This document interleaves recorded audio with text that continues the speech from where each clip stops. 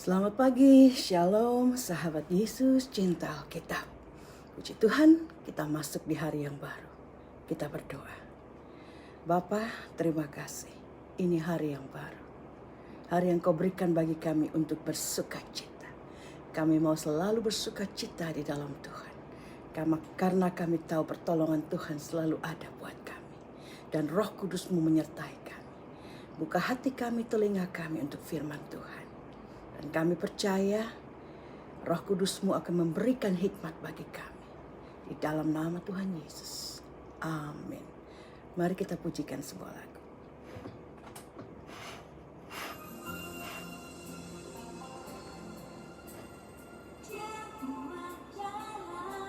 Amin.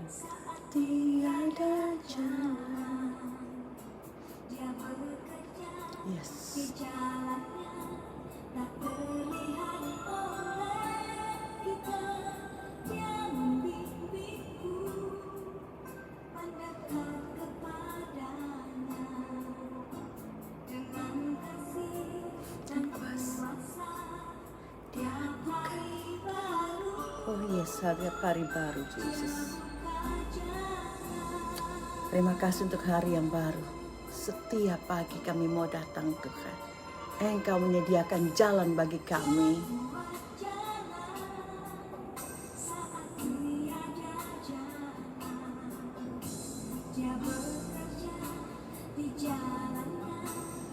Terlihat oleh kita, Dia membimbingku mendengar kepadanya dengan kasih dan kuasa.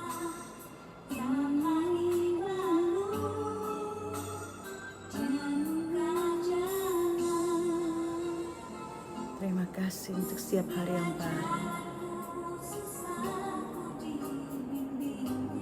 Terima kasih Engkau membimbing kami Tuhan.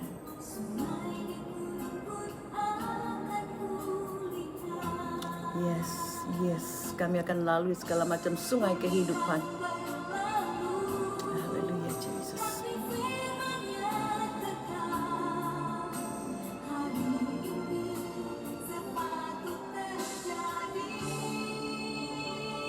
Percaya saudara, hari ini sesuatu terjadi. Tuhan Yesus buka jalan. Apapun persoalanmu, Dia bekerja. Dia bekerja. Oh yes. Dia membimbing kita untuk lebih dekat kepada Dia.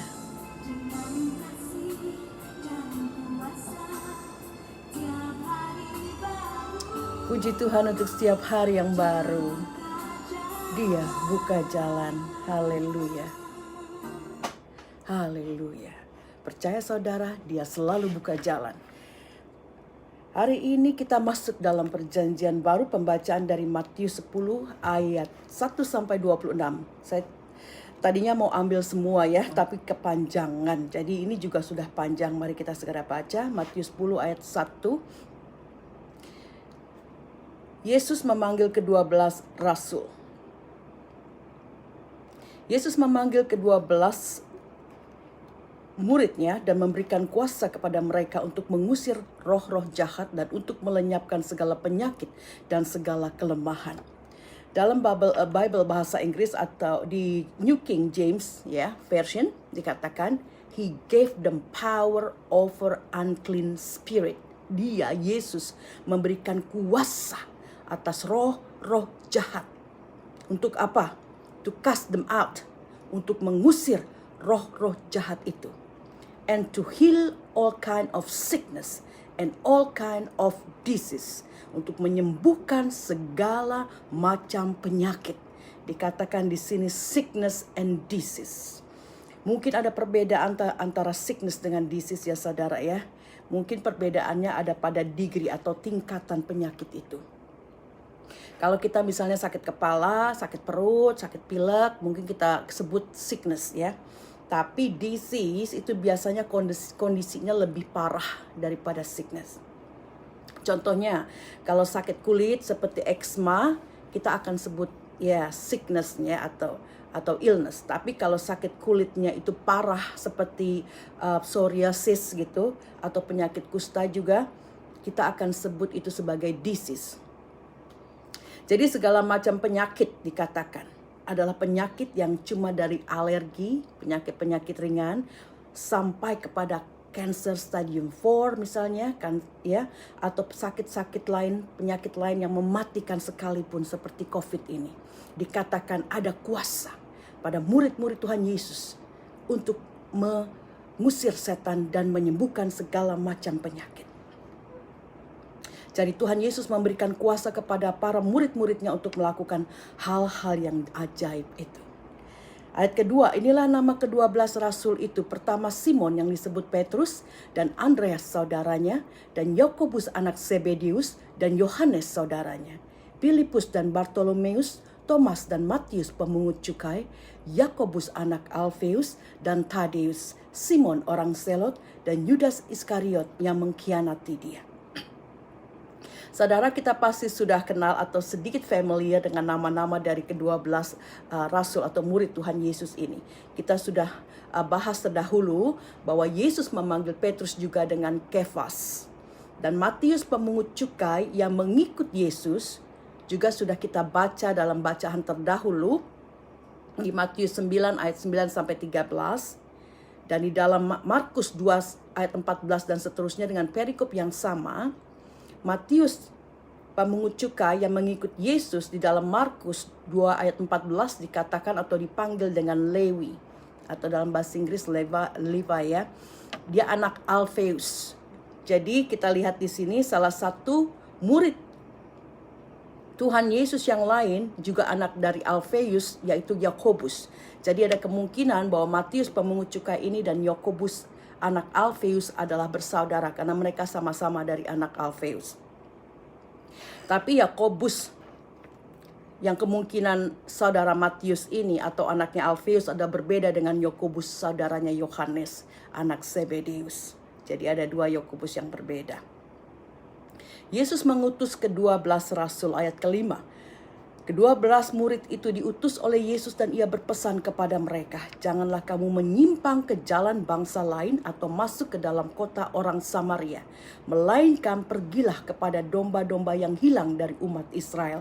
Pergilah dan beritakanlah, kerajaan surga sudah dekat. Tuhan Yesus berpesan kepada murid-muridnya untuk tidak memberitakan Injil kepada bangsa lain atau masuk ke kota orang Samaria yang dianggap Gentiles atau orang-orang atau bangsa-bangsa yang bukan termasuk bangsa Yahudi. Tetapi mereka dianjurkan untuk pergi kepada domba-domba yang hilang dari umat Israel. Pergilah kepada mereka dan beritakan bahwa kerajaan surga sudah dekat. Tuhan Yesus memprioritaskan misinya waktu itu kepada bangsa Israel. Orang-orang Yahudi adalah fokus utama dari misi kekristenan pada waktu itu. Meskipun dikatakan bangsa Israel adalah bangsa yang terpilih, tapi banyak dari mereka yang tidak percaya akan Yesus sebagai Mesias yang dijanjikan dan sudah dinubuatkan dalam kitab Perjanjian Lama. Dalam Taurat mereka sudah tahu itu, tapi mereka tidak percaya bahwa Yesus ini yang dijanjikan. Mereka tahu ada nubuatan tentang seseorang yang akan datang, tapi mereka tidak yakin kalau itu Yesus. Ayat ke-8, sembuhkanlah orang sakit, bangkitkanlah orang mati, tahirkanlah orang kusta, usirlah setan-setan. Kamu telah memperolehnya dengan cuma-cuma, karena itu berikanlah pula dengan cuma-cuma. Sekali lagi Tuhan Yesus mengatakan hal ini kepada murid-muridnya. Saudara, kalau Tuhan Yesus sudah mengatakan bahwa murid-muridnya akan dapat menyembuhkan orang sakit, membangkitkan orang mati, mentahirkan orang kusta, dan mengusir setan-setan, maka itu akan terjadi. Perintah ini juga buat kita saat ini, saudara. Kita bisa melakukan hal yang sama, karena kuasanya di dalam Roh Kudusnya tetap sama. 2000 tahun yang lalu sampai pada saat ini dan selanjutnya sampai kedatangan Tuhan Yesus ke akhiran dunia ini. Roh Kudus tidak berubah. Kuasa Yesus tidak berubah. Mengapa kita ragu dan tidak percaya kalau mukjizat dan tanda-tanda ajaib itu juga masih terjadi dan bisa kita lakukan saat ini? Ayat ke-9. Janganlah kamu membawa emas atau perak atau tembaga dalam ikat pinggangmu. Janganlah kamu membawa bekal dalam perjalanan. Janganlah kamu membawa baju 2 helai, kasut atau tongkat, sebab seorang pekerja patut mendapat upahnya. Apabila kamu masuk kota atau desa, carilah di situ seorang yang layak dan tinggallah padanya sampai kamu berangkat. Apabila kamu masuk rumah orang, berilah salam kepada mereka. Jika mereka menerimanya, salammu itu turun ke atasnya. Jika tidak, salammu itu kembali kepadamu. Dan apabila seorang tidak menerima kamu dan tidak mendengar perkataanmu, keluarlah dan tinggalkanlah rumah atau kota itu, dan bebaskanlah atau kebaskanlah debunya dari kakimu. Aku berkata kepadamu, Tuhan Yesus mengatakan, sesungguhnya pada hari penghakiman, tanah Sodom dan Gomora akan lebih ringan tanggungannya daripada kota itu, kota yang menolak murid-murid Tuhan Yesus. Saudara, kita lihat dari pembacaan ini bahwa dalam pelayanan mereka, murid-murid dilarang untuk membawa apapun. Sampai baju pun tidak boleh bawa 2. Padahal dalam bahasa Inggris, baju ini dikatakan tunic. Dan saya pernah katakan juga bahwa tunic adalah semacam baju bagian dalam yang orang pakai sebelum mereka memakai jubah. Jadi jubah itu adalah outer clothes atau baju luar, dan tunik itu baju dalam. Jadi sampai baju dalam pun tidak diperkenankan untuk membawa 2 buah. Jadi pelayanan Yesus dan murid-muridnya benar-benar mengandalkan campur tangan dan berkat Allah. Mereka tinggal, makan, mendapat pakaian dari orang-orang yang mereka layani dan kunjungi. Kalau ada yang menerima mereka dan salam mereka dijawab, maka salam itu atau berkat blessing itu akan turun kepada orang yang menerima menerima mereka. Tetapi kalau orang-orang itu tidak menerima murid-murid Tuhan Yesus, dikatakan mereka harus mengebaskan debu dari kaki mereka, dari kaki murid-murid. Dan Tuhan Yesus mengatakan, orang yang menolak murid-murid Tuhan Yesus itu akan menerima hukuman yang lebih parah dari hukuman yang ditanggung oleh tanah Sodom dan Gomora. Saudara, kita bisa bayangkan hukuman apalagi yang lebih parah dari hujan belerang dan api yang menghanguskan kota Sodom dan Gomora. Kita teruskan penganiayaan yang akan datang dan pengakuan akan Yesus. Ayat 16. Lihat, aku mengutus kamu seperti domba ke tengah-tengah serigala. Sebab itu hendaklah kamu cerdik seperti ular dan tulus seperti merpati. Tetapi waspadalah terhadap semua orang. Karena ada yang akan menyerahkan kamu kepada majelis agama dan mereka akan menyesah kamu di rumah ibadatnya. Dan karena itu, kamu akan digiring ke muka penguasa-penguasa dan raja-raja sebagai suatu kesaksian bagi mereka dan bagi orang-orang yang tidak mengenal Allah. Ayat 19. Apabila mereka menyerahkan kamu, janganlah kamu khawatir akan bagaimana dan akan apa yang harus kamu katakan. Karena semuanya itu akan dikaruniakan kepadamu pada saat itu juga.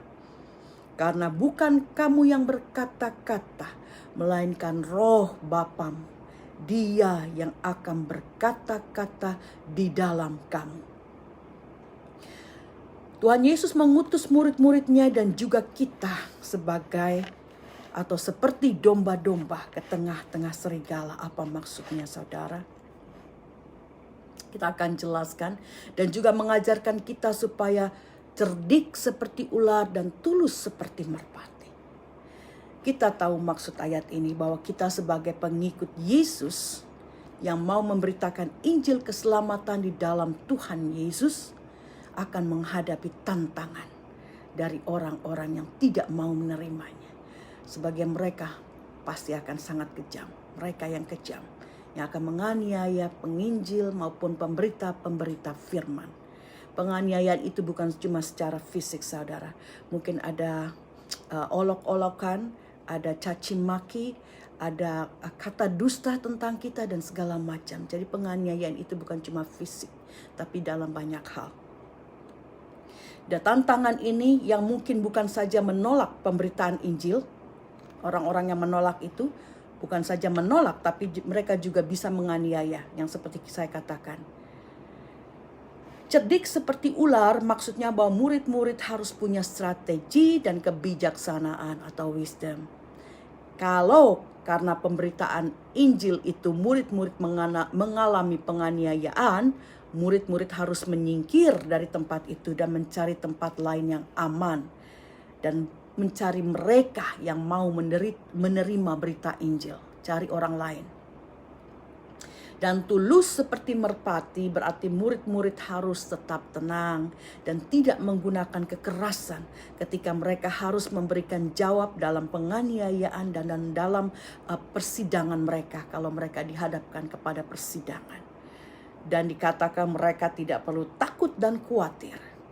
Karena kalaupun mereka dibawa dalam suatu persidangan, Roh Allah akan bersama dengan mereka dan memberikan jawab yang benar kepada mereka.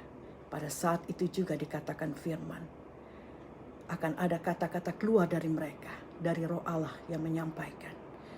Luar biasa, puji Tuhan. Ayat 21, orang akan menyerahkan saudaranya untuk dibunuh. Demikian juga seorang ayah akan anaknya. Dan anak-anak akan memberontak terhadap orang tuanya dan akan membunuh mereka. Dan kamu akan dibenci semua orang oleh karena namaku. Tetapi orang yang bertahan sampai pada kesudahannya akan selamat. Apabila mereka menganiaya kamu dalam suatu kota yang satu, larilah ke kota yang lain. Karena aku berkata kepadamu, sesungguhnya sebelum kamu selesai mengunjungi kota-kota Israel, Anak Manusia itu sudah datang. Saudara, Tuhan Yesus mengatakan ini sebagai suatu peringatan dan juga sebagai suatu tanda akan akhir zaman, kedatangan Tuhan Yesus yang kedua. Akan ada pemberontakan dan pembunuhan di antara anggota keluarga. Akan ada pemisahan, separation. Anak atau orang tua yang percaya kepada Kristus akan dianiaya oleh anak atau orang tua yang tidak percaya dan sebaliknya. Maksudnya orang tua bisa menganiaya anak atau anak bisa menganiaya orang tua, ya. Mereka-mereka yang percaya di dalam rumah itu akan dianiaya oleh mereka yang tidak percaya. Kita sudah dengar banyak orang-orang dari kepercayaan lain yang mengikuti Yesus. Mereka dibuang dari keluarganya. Kalaupun mereka masih tinggal dalam satu rumah, mereka dianiaya. Diolok, mungkin tidak secara fisik saya katakan, tapi banyak hal penganiayaan itu. Bahkan ada yang sudah keluar dari rumah pun, mereka masih diancam-ancam oleh keluarga, anggota keluarga yang lain yang tidak percaya kepada Yesus. Itu salib yang mereka harus pikul sebagai pengikut Yesus, sebagai domba yang berada di tengah-tengah serigala. Ayat 23 mengatakan bahwa sebelum kamu selesai mengunjungi kota-kota Israel, Anak Manusia itu sudah datang. Saudara, Israel itu kecil, jadi bukan berarti mengunjungi kota-kota di dalam Israel, ya. Kita tahu bahwa orang Yahudi tersebar ke seluruh dunia. Jadi maksudnya sebelum engkau selesai mengunjungi kota-kota di dalam dunia ini, Anak Manusia atau Yesus itu sudah akan datang. Jadi sebelum seluruh kota-kota di dunia ini dikunjungi dan dijangkau untuk penginjilan, Yesus sudah akan datang. Betapa kasihan mereka, saudara, yang belum sempat atau punya kesempatan mendengar berita Injil. Saudara, dalam suatu chapel time atau ibadah pagi kami di Bible College, kami didatangi oleh seorang secular Jewish atau orang Yahudi yang bisa dikatakan modern, yang tidak melakukan semua adat istiadat Yahudi. Dia mempresentasikan apa yang terjadi saat ini di Israel. Dia katakan ratusan ribu orang-orang Yahudi yang sudah bercampur baur menikah dengan bangsa-bangsa lain balik ke Yahudi. Banyak yang datang dari benua Eropa, dari Amerika North juga South-nya, banyak juga dari Afrika, banyak seperti dari Ethiopia. Ya, dia berikan satu video, banyak orang datang. Itu dari Ethiopia aja itu udah ratusan ribu keturunan orang Yahudi yang masuk ke Israel setiap tahun. Ini suatu tanda, saudara. Bangsa Israel mulai kembali ke tanah air mereka. Dan begitu banyak juga tanda-tanda lain yang bisa kita lihat sebagai tanda kesudahan zaman semakin dekat. Tapi masih begitu banyak orang yang masih mengeraskan hati. Mereka mengira dunia ini akan ada selama-lamanya. Kesudahan zaman disebut sebagai hari kiamat oleh orang Muslim, yaitu merupakan hari kehancuran menurut mereka.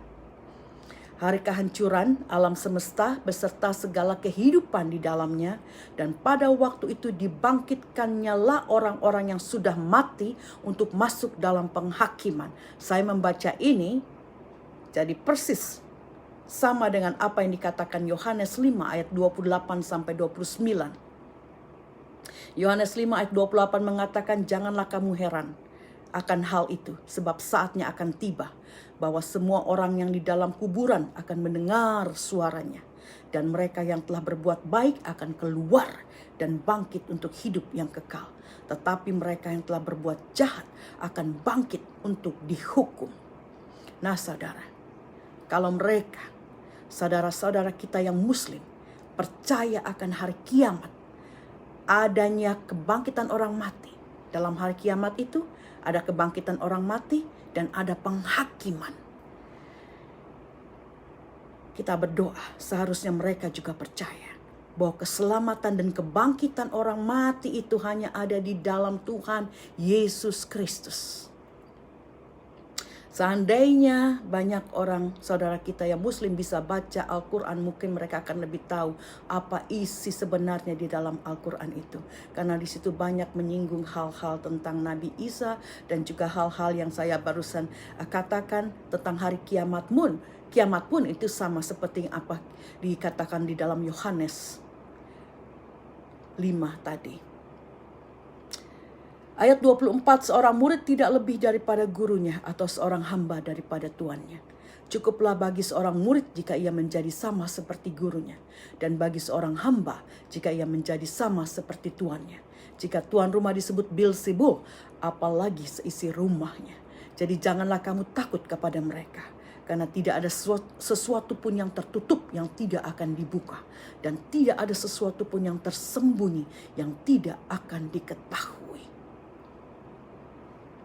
Yesus mengingatkan murid-muridnya bahwa seorang murid tidak akan lebih dari gurunya atau seorang hamba dari tuannya. Dalam tradisi Yahudi waktu itu, para rabi, guru atau rabai, mereka akan mendidik dan mengajar murid-murid mereka dalam hukum-hukum dan juga dalam pelayanan. Jadi biasanya murid-murid ini tinggal bersama guru mereka. Dan murid-murid ini akan menjadi hamba atau pelayan dari gurunya itu. Tentu saja murid-murid ini diharapkan untuk tidak meminta pelayanan yang istimewa atau lebih daripada guru atau rabi mereka. Jadi Tuhan Yesus di sini mau menegaskan lagi kepada murid-muridnya untuk tidak mengharapkan pelayanan yang lebih baik daripada pelayanan yang Tuhan Yesus terima atau segala sesuatu yang Tuhan Yesus terima. Mereka diharapkan untuk mengikuti jalan yang Tuhan Yesus lakukan. Jadi, jika jalan yang Tuhan Yesus hadapi adalah kebencian dari orang-orang, persekusi, penganiayaan, dan segala saksi dusta yang Tuhan Yesus terima dari orang-orang yang tidak suka Yesus, maka murid-muridnya pun harus siap dengan hal yang sama. Kita murid-muridnya saat ini harus siap dengan hal yang sama. Dengan segala macam yang Tuhan Yesus hadapi, kita harus siap Beelzebul di sini diambil dari nama ilah orang Palestina. Nama ini berkaitan dengan Baal atau ilah orang Kanaan. Beelzebul atau Beelzebub dalam bahasa Inggris adalah nama lain dari setan atau iblis. Dikatakan kalau tuan rumahnya atau masternya disebut Beelzebul atau setan, apalagi seisi rumahnya. Maksudnya seisi rumahnya pun pastilah anak-anak atau pengikut-pengikut setan. Tapi kalau Yesus, master itu, tuannya adalah Yesus, maka pengikut-pengikutnya atau murid-muridnya adalah anak-anak Tuhan. Ayat 26 mengatakan, janganlah takut akan mereka, karena pada waktunya semua itu akan dibuka. Tidak ada yang tersembunyi di hadapan Allah. Maksudnya Tuhan tahu apa yang kita lakukan. Tuhan tahu mana murid-murid yang sejati dan mana murid-murid atau pengikut-pengikut Beelzebul atau setan itu.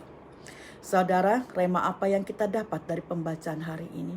Yang pertama, sama seperti murid-murid Yesus, kita yang dipanggil, kita juga diberikan kuasa untuk menyembuhkan orang, membangkitkan orang mati, mentahirkan orang kusta, dan mengusir setan-setan. Tuhan Yesus memberikan kuasa kepada murid-muridnya. Jadi tidak kepada sembarang orang, saudara. Tidak kepada setiap orang. Tetapi kepada setiap orang yang percaya. Bukan setiap orang siapa saja, tetapi setiap orang, dan ada syaratnya, percaya. Markus 16 ayat 17 mengatakan tanda-tanda ini mengikuti orang percaya. Orang percaya bukan cuma pendeta, pastor atau pelayan-pelayan gereja, tapi kita semua yang percaya. Maukah kita mempunyai kuasa itu? Kuasa yang bisa untuk mengusir setan, membangkitkan mereka yang mati secara rohani, atau mati fisik pun tidak ada yang mustahil, dan menyembuhkan orang sakit. Kuasa itu kita akan terima. Maukah kita mempunyai kuasa itu? Jadilah orang percaya yang setia dan taat. Rema yang kedua, pelayanan atau ministry kita. Kita terpanggil untuk menyebarkan Injil dan membaptiskan mereka di dalam nama Bapa, Putra, dan Roh Kudus. Matius 28 ayat 19 sampai 20. Saudara, akan ada penolakan, bahkan penganiayaan. Tapi Yesus mengatakan, aku sebagai guru, sebagai mastermu mengalami hal-hal itu. Masakan kita sebagai muridnya tidak mau menanggungnya juga.